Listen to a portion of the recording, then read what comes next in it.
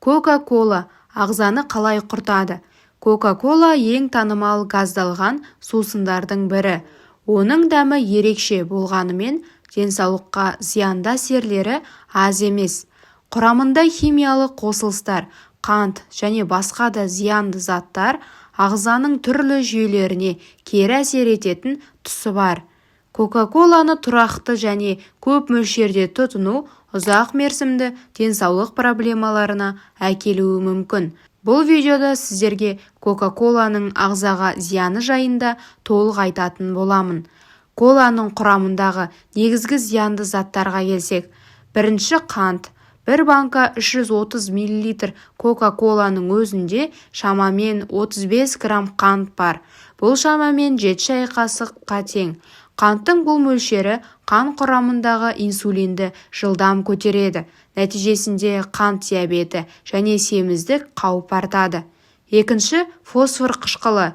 Е338 фосфор қышқылы тістің эмалін бұзып, сүйектердің мықтылығын төмендетеді. Бұл зат кальцийдің ағзадан шығуын тездетеді. Яғни зәрмен болсын, ағзадан кальцийді шығарып тастайды. Үшінші, кофеин. Кока-коладағы кофеин тәуелділік тудырады, қан қысымын жоғарылатады және жүрекке қосымша жүктеме жасайды. Жүйке жүйесін қоздырып, ұйқысыздыққа, күйзеліске себеп болуы мүмкін.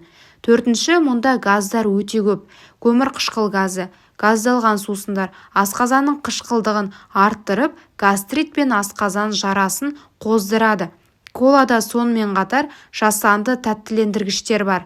Диеталық Кока-колада қанттың орнына аспартан немесе басқа тәттілендіргіштер қосылады. Олар бауыр мен бүйрекке кері әсер етуі мүмкін.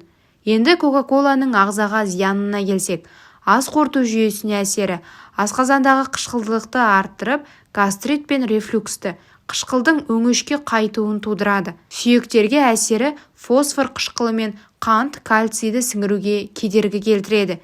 Кофеин жүрек соғысын жиілетіп, қан қысымын көтереді. Коланың сонымен қатар тіс саулығына да зияны бар.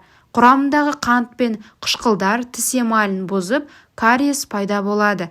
Бауыр мен бүйрек әсері. Кока-коланы шамадан тыс тұтыну бауырда майдың жиналуына әкеліп, бауырдың майлануына себеп болады. Бүйректерге жүктеме артып, тастардың пайда болу қаупін жоғарылатады. Зат алмасу жүйесіне әсері қанттың артық мөлшері метаболизмді баяулатып, семіздікке әкеледі. Кока-коланың құрамындағы зиянды заттар ағзаның әртүрлі жүйелеріне кері әсер етеді.